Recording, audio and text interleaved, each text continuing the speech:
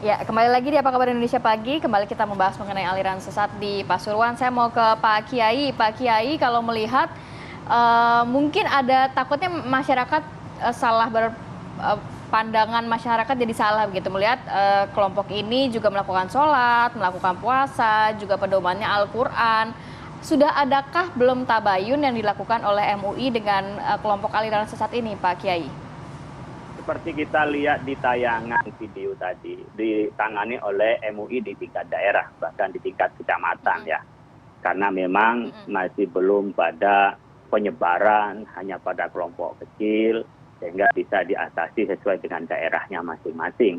Ini pun saya menerima undangan dari TV One karena memang untuk diberitahu kepada umum ya. Bahkan lebih bagus andaikan yang bicara ini adalah MUI setempat. Dan kita sudah koordinasi di tempat di Pasuruan itu tempat saya dulu mondok di pesantren Sidogiri ya. Itu banyak santri. Jadi kalau nyari guru, orang alim itu se-Jawa Timur hampir di setiap daerah ada alumninya pondok pesantren Sidogiri. Di selain juga di sana ada cabang-cabangnya di Pasuruan. Nah, oleh karena itu saya pikir ini dibimbing ya. Dibimbing, diarahkan, diluruskan, didatangin oleh guru. Ya tanggung jawab kita semua. Maka terima kasih kepada Pak Kepala Desa untuk membina, jangan sampai diusir lah. Karena mungkin ketidaktahuan. Atau tidak bikin onar hanya salah di dalam memahami agama. Mari kita bimbing, lalu ajarkan yang benar kepada mereka. Mereka sebenarnya potensinya adalah semangat beragama. Karena mereka tanpa ada guru pun mereka sudah beragama. Maka kalau nanti didatengin oleh para guru, insya Allah jalan yang baik. Oleh karena itu nanti kami akan lebih intensifkan para kiai di Pasuruan, dan di tempat itu, di kecamatan itu agar lebih sering menyapa dan membina mereka. Saya menganggapnya ketidaktahuan, bukan karena kesesatan, ketidaktahuan. Dan memang kalau tidak tahu itu, kalau dipandang secara umum menjadi sesat. Tetapi ini jangan sampai menjalar dan tidak menyesatkan kepada orang lain. Oke, baik, saya mau ke Pak Mustain lagi kalau gitu. Pak Mustain, saya ingin Pak Mustain memberikan gambaran ke kita semua ya, bahwa orang-orang ini yang kemudian sempat menjadi sorotan, ini profesi sehari-harinya apa sih Pak sebetulnya? Ya Mbak, profesinya itu setiap harinya itu, dia itu ya cuma istirahat di situ. Saya tanya itu kemarin, kerjanya tiap harinya apa? Dia bilang, saya cuma di sini Pak, tidur, bersih-bersih seperti itu. Ya terus makannya dari mana? Ya itu nanti dikirim oleh, ada yang masak di belakang itu, yang perempuan 2 itu. Jadi mungkin yang menafkahi ya dari kebutuhan sehari-harinya ini dari siapa Pak? Ada yang membiayai kah atau bagaimana? Yang jelas seperti itu. Ya mungkin dari Pak Mahfud ini. Kalau yang 3 itu saya tanya, saya nunggu perintah Pak Mahfud seperti itu. Ya kemungkinan Pak Mahfud yang Pak Mahfud ini yang punya warung itu, yang punya tempat itu. Jadi yang dikatakan berarti memimpin warga tapi situ tidak juga mau. ya? Bukan, dia warga kecamatan lain. Dia tinggalnya pemimpinnya di kecamatan begitu? lain. Atau ya, yang dituakan di situlah, di kelompok itu? Iya, yang dituakan, tapi dia tidak mau disebut pemimpin. Langkah apa yang diambil oleh aparat desa atau Bapak selaku kepala desa dengan adanya kejadian ini? Apakah menunggu Pak Mahfudnya sampai di situ atau memang ya menyamperi begitu untuk memintai keterangan sehingga tidak viral juga di media sosial ataupun di masyarakat?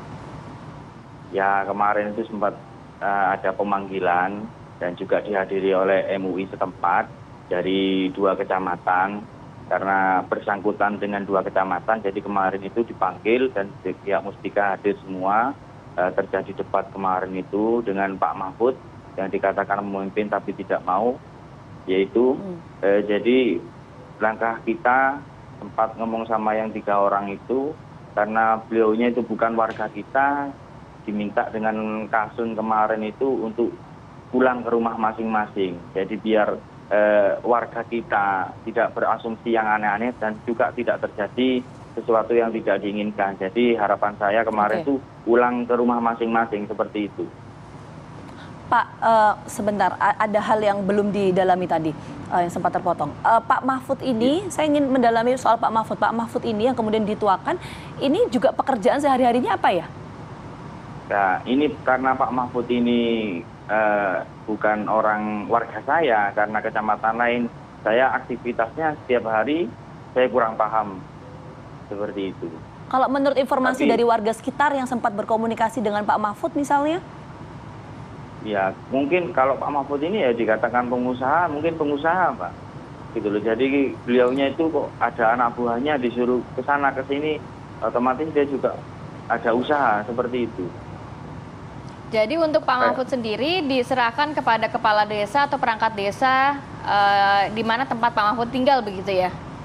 Iya, diserahkan ke Karena kan memang pemerintah setempat. baik, tadi kata Pak Kiai Haji bahwa seharusnya kan dibimbing. Sudah adakah langkah untuk membimbing mereka begitu Pak Kades? Kalau dari pemerintahan desa, kemarin ini kan sudah ada komunikasi dengan pihak Polres. Kemarin itu katanya akan ada pemanggilan. Ada pemanggilan karena belum terjadi sesuatu, saya bertindak untuk beliau yang bertiga ini untuk meninggalkan tempat, untuk ke rumah masing-masing, kediamannya masing-masing.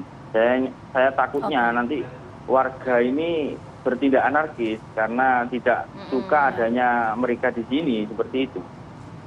Oke, Pak, sebelum saya mau ke Pak Kiai, singkat saja Pak Mustain, lokasi tempat tinggal dari orang-orang yang kemudian ikut dengan Pak Mahfud tadi yang sempat Bapak sampaikan itu jauh dari pemukiman atau bagaimana Pak?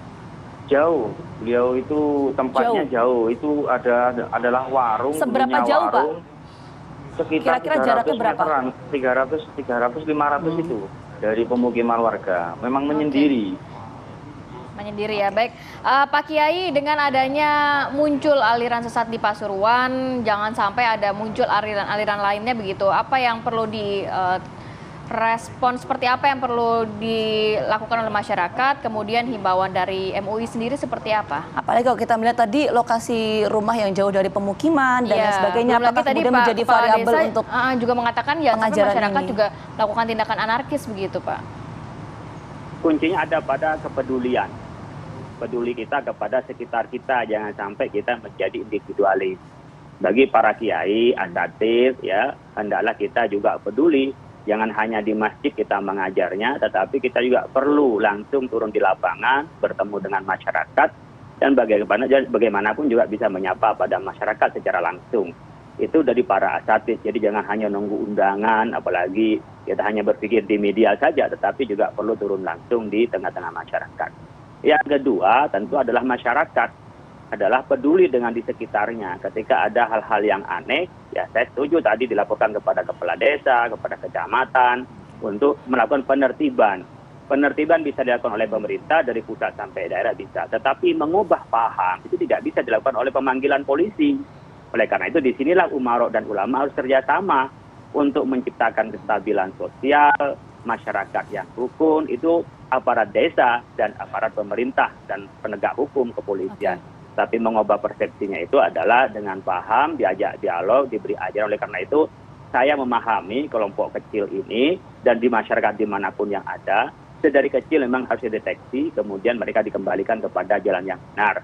Bagi kami jelas kalau itu dimasukkan pada kriteria pedoman tentang aliran sesat, itu sudah masuk pada aliran sesat, ingkar kepada as-sunnah, itu namanya ingkarus sunnah. Apalagi dia tidak mau baca syahadat, sementara pintunya orang masuk Islam adalah syahadat. Ya ingkar kepada Rasulullah, itu juga pasti adalah sesat. Tetapi karena ketidaktahuan, saya tidak senang menyebut sesat, tetapi kesalahan di dalam memahami agama.